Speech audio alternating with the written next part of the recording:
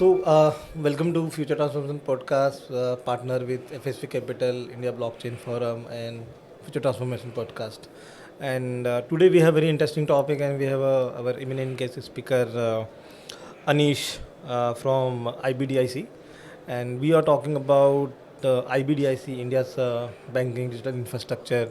So many people must be knowing many people saying is a next NPCI, because whatever NPCI did in the payment space, the IBDIC looking to change the digital public infrastructure for the banks. So first let me introduce myself, and then we will hear from Anish, like what he does and what his background about the banking tech. So myself, Kamlesh Nagware, I am co-founder FSP Capital and lead the Linux Foundation India chapter for the blockchain, and many interesting things in the government to the different private sector, advising and consulting startups out there.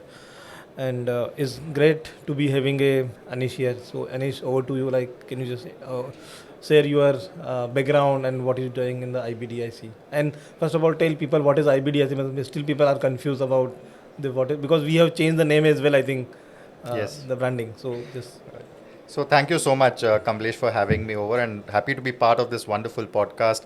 And you yourself have been one of the pioneers of blockchain proliferation in India. So quite excited to be here. So I, Anish Chowdhary, I am the Chief Business Officer and part of the founding leadership team at IBDIC, or Indian Bank's Digital Infrastructure Company. And before I explain about what we are doing as a company, about myself, as you asked, before joining here, I was with Yes Bank, where I was their digital business head, looking after all the different products for taking them to the market and creating the entire digitalization roadmap, both for retail and MSME and business side. Prior to that, I was with Edelweiss on the retail side, again, looking after various portfolios in product marketing and digital transformation. I spent a lot of time outside the banking industry as well, with the Tata Group. I was part of the Tata Administrative Services, and therefore I had an opportunity to work with different group companies there. A large part of the stint was about setting up new businesses for the group, especially in the food and nutrition space. So throughout my career, I've worked in innovation, impact, and creating businesses from zero to one space, and that's something that I enjoy. With IBDIC, it's a great opportunity, as you mentioned, of building digital public infrastructure. So we are a company owned by 18 different banks of India. So you have State Bank, HDFC, yeah. ICICI, a slew of public sector and private sector banks who have come together to create this organization. And the purpose is to build network effects scale DPI, because anything which requires collaboration, be it in the space of data, be it in the space of unified platforms, shared infrastructure, or any other innovation which requires people to come together, banks to come together, that's the space we get in. And of course, the solutions are meant not only for these 18 banks, but for the whole industry. It would be banks, NBFCs. The idea is to drive collaboration. And as you would appreciate, India has had its own model of growth, which is the digital highways, yeah. right? You talked about NPCI, who have been Yeah. stellar, in term building the entire payment. NPCI, UPI, our Digiyatra, is the Digiyatra, latest one. absolutely, UIDI. So Yeah. I think, I remember when I was growing up, people would say, what should be India's model of growth? You can't just keep copying the Western model. And I think somewhere during that last 10, 15 years, we have found our own way of creating digital highways. And I think this whole private partnership mode, fintechs coming together, Correct. banks, Correct. regulators. I think that's the model. And of course, our objective is to build, in various areas. There are a lot of white spaces in India, which can help drive Correct. the economy. Yeah, even the same. I recently today's I read from the Amitabh Kant about the similar story he mentioned in the, I think, Economic Times, like AI boom is everywhere. So what India should do now? So we should not do the copy paste of the Western culture or Western technology. We should build our own with the low cost and our own LLMs, and that's why this India AI innovation is talking about building our own. I think they created a challenge to build their own LLM models, foundational models, or this one.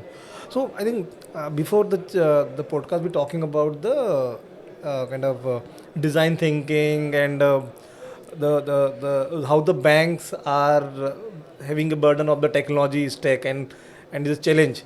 Right. And you as a coming from the digital banking and digital business head for the Yes Bank, so can you explain that problem and how you envisioning the banks should leverage the IDBIC or banks should leverage the technology plus business together to solve those problems. Sure, sure.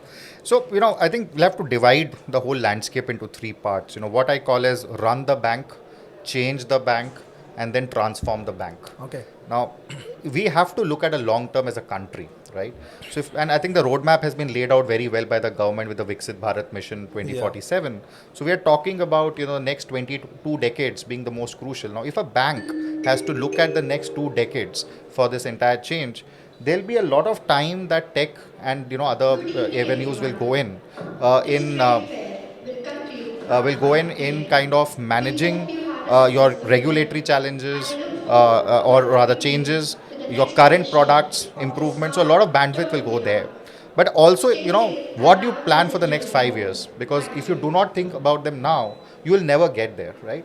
Yeah. Now, balancing both is extremely crucial. Now, why the tech debt accumulates, it's a whole story. I don't want to get into it. But as far as IBDIC is concerned, we are trying to play on those edge cases of 3 years, 5 years down the line, where those will solve big problems. For example, MSME financial inclusion. That's a very, very important agenda. But for that to happen, many other things, the infrastructure has to be in place. If capital has to go into those spaces, you also need risk management to happen. Or, you need the right railroads, just like UPI, for example, for payments. So, yes, I think to manage this entire piece, you need a lot of design thinking to come in, because how do you optimize the effort and the time? On one hand, new technologies will keep coming in. Secondly, you will always have changes in the ecosystem. So how can the entire infrastructure be more nimble and agile so that the incremental cost of development is progressively lesser? So I think that is the space that needs to be solved. Yeah, thank you for that one. I think we are all talking about the digital highways or digital infrastructure, and IBDC, the name, the similar thing. So what kind of the use cases you currently working on? Can you share with the audience, like, because still when I talk about the IBDIC to my different banking client and customer, I need to explain what is IBDIC and what you're doing. This is a good platform to share about what kind of use cases you are building, especially in IBDIC. Sure. No, I think we are very, very early days in some of the infrastructure that we are building. And let me give you 2-3 very important categories of use cases that we are working on. One is in the space of supply chain finance. The other is in the space of trade finance. And, there's something recently we have picked up on the fraud management side as well. Now, on supply chain finance, one of the most important initiatives that we have taken is actually to create India's first and only repository for invoice fingerprinting and verification. See, just to give you some statistics, there are 3 kinds of loans in the industry: term loans, cash credit and OD, and then you have bill discounting. Okay. India is a unique market where cash credit like facilities exist, and that also which is 10 times more than the discounting facilities. There are reasons for that, historical and so on. But if you look at from a risk management perspective, an invoice-based financing facility is actually a very safe facility, because it's kind of end-use monitored. I may not call it secured, but it becomes a pseudo-secured product. And therefore, how do you ensure that more and more invoices come to the fore? Now, of course, trades is one example where they're coming in, but that is still a very small percentage of the overall ecosystem of even the invoice-based financing that happens in the country. Secondly, most of the invoice-based financing programs are large corporate anchor-led. So how do you bring it down to smaller anchors so that there is more financial inclusion and more affordable credit can go down? Now, this particular platform that we are building, it's called Invoice Hub, which essentially solves for fingerprinting and verification, is where we'll be able to real-time tell a lender if that particular invoice is genuine and if that particular invoice has already been funded by somebody else. So that solves for a big problem, and as some of these risks go away, you can go down the value chain and start lending to, not so highly rated anchors and their pieces. So that's on the Invoice Hub side. The other platform that we are building is on the deep tier supply chain financing side, which has been part of RBI sandbox as well.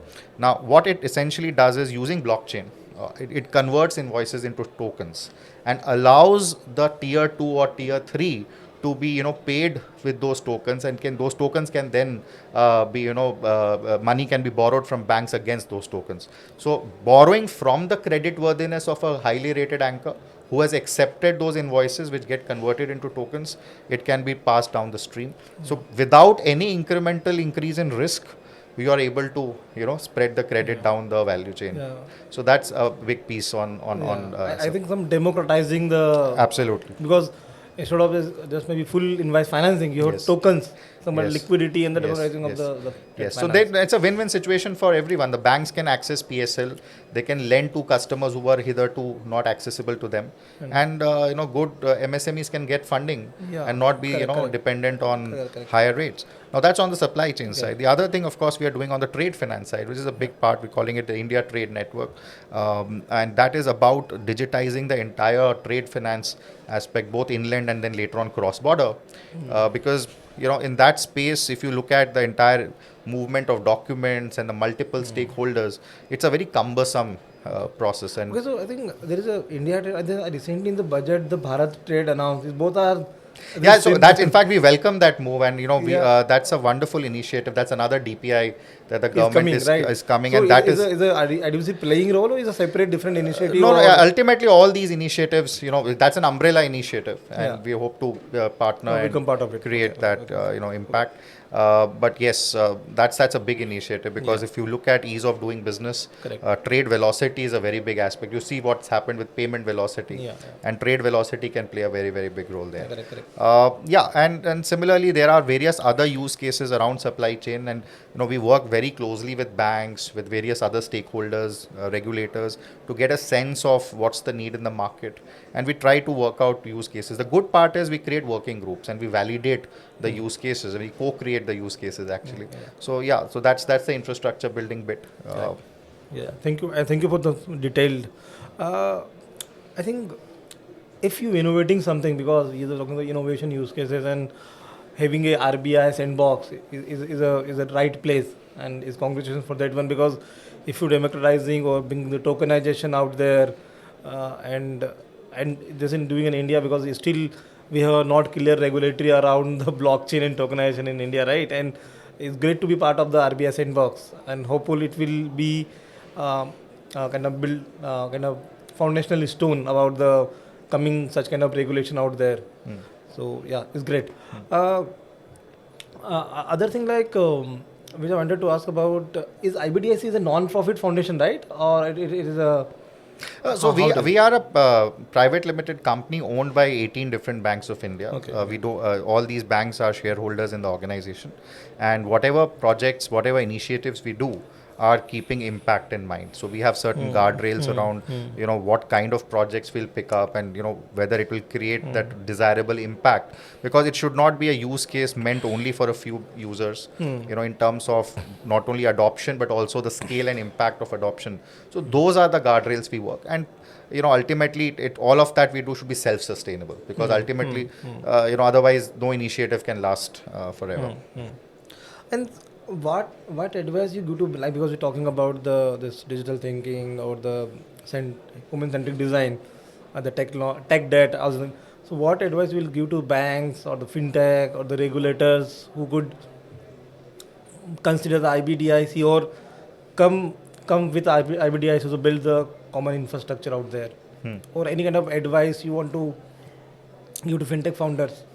No, I wouldn't use the word advice. I think there's a lot of great work happening in the country. So more than advice, I think I'll just have certain important views around it. I think India is at a cusp, as I was mentioning earlier, for 2047 Viksit Bharat. We need to balance innovation with prudence, because banking on financial services is a lot about risk management. It's not just about selling. So I think the regulations will keep coming, and we have to keep being aware of the new risks that keep coming in the horizon. We know how the geopolitical situations keep changing, the flow of money keeps changing. So therefore everyone has to be prepared to manage regulations and risk, while at the same time not compromising on innovation. And to do that, I am a big proponent of design thinking, because I think gone are the days where Jugaad innovation works. You need long-term innovation. because if you can think 5 years, 10 years down the line, 20 years down the line, and then break it into smaller milestones, granularity will work in in the immediate term. But if we don't keep the bigger picture in mind and we just keep building blocks for tomorrow, then it will be about survival, not transformation. So that's my mantra, that I think in India the ecosystem is very much in favor of collaboration and people coming together and building. You can see the regulators themselves have so many events around promoting fintech initiatives. Sandbox you spoke about. So I think it's about leveraging collaboration, but keeping in mind the balance between risk and innovation. Okay. Yeah, thank you. Uh, actually, I do lots of presentation to banks, and especially in the banks in Singapore and banks in Saudi Arabia, and always include the IBDIC, the Invoice Hub and Trade Hub projects, right? So, can you share more detail, like how, what is the current status, and how, what is the vision for these two projects, and what kind of new, like you mentioned about the risk, fraud detection as well, one of these cases. So what is the updates or current status of these two projects, and what is the future projects is coming in the IDBIC? Sure. No, so as far as the Invoice Hub project is concerned, we launched it recently. And this is an infra which will take time to build because there's a lot of groundwork that needs to happen. As I was mentioning earlier, a lot of lending today happens in a certain manner where, invoices are a focus, but the systems are not designed to, kind of leverage that, the digitalization that can happen around it. So we are doing a lot of work closely with banks to drive that digitalization in the back end, and then also to create some standard protocols for the industry. So that's one piece, and there has been a very, very positive response from the banks. We already have a few banks on board, and there's a big pipeline that's there, which is about to join in. So I think it's just a fantastic piece. Yes, like any infrastructure, these things take time to build, but it's worth the effort given the importance that everyone sees. And we all know how the risk happens, because you can't judge risk only from your current year's P&L. There are black swan events. There are systemic risks which get built up over a period of time, and it's a domino effect. One fine morning, you see something crumble, and that's when it shows up. And some of these initiatives like Invoice Hub would help reduce those kind of risks, while at the same time allowing capital to flow into the priority sectors of the economy eventually, and also to prevent lending even to the larger sectors, to facilitate lending to the larger sectors. So that's one piece. So it's picking up well. The other piece on the trade finance bit is something that is under development. We've done a co-creation, requirement gathering, and we'll do it in phases, domestic and then followed by the cross-border. So yeah. Can we see can we call IDBIC as a DPI or next DPI, or? Yes, we are a digital public infrastructure company, and that's what we are committed to building. And I would say the difference is DPI with a network effect, because the 18 banks have come together and created the organization. So the need was felt that something at an industry level needs to be done. And as I said, these 18 banks are almost 80%, 85% of the market. But then the solutions are meant for the whole industry. It's not just so. It just ensures that when you're working together with the whole industry, you are able to create the right design and the right solutions from day one. So therefore, the adoption and the longevity of that adoption becomes feasible. So yes, that's our wish and belief that and we'll be able to I think build. every DPI, if you compare with let's say Digiyatra or the even UPI, right? Yes. They're going global as well. Yes. So any plans for the IBDIC maybe working in a, let's say in Saudi Arabia or maybe in Europe, as having a offering as a DPI there? So I think these are very early days for us. I think when you look at UPI, they have been they've done such a fabulous job over the period of time, and now they are going international. As far as we are concerned, we have this India Trade Network that we are building, which will have cross-border solutions. So yes, to that extent, there's a big internationalization component that will come in. But these are early days. I think we first need to build the basics right, and then as the time taste the goes, water here only, because and build here, build for and India then first. of course whenever use cases are there, accordingly the extensions would happen. So I think fabulous work happening in India. You take whatever, I think DPI is everywhere, from travel to payments to the this public infrastructure, Digiyatra, and fundamental work is happening out there. yeah. So any message you would like to say to our audience or the people who are listening, how they can work or come to the IBDIC, or whether it's a bank, whether it's a fintech, or what message you want to give? No, I think IBDIC, one of our core mantra is collaboration. We have been created by the different banks, and our entire work is about collaboration.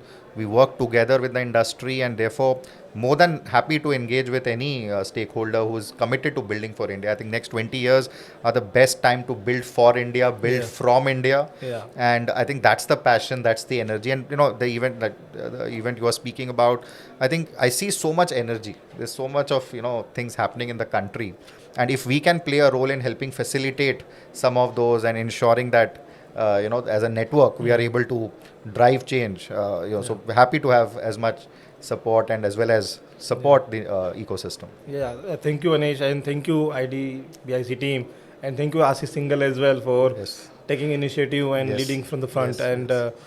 I would like to say to audience, like, or any bank or fintech or anyone who want to connect to IDBIC team, they connect. They are based in Mumbai, Absolutely. in fintech city. You can hit And hit up us up yeah, on our LinkedIn page, yeah, on our website, and we'll be more than willing to yeah, get yeah, catching. yeah. Yeah, thank you everyone for listening. Thank you so much for having me here. Yeah, thank you, Anish. Thank you.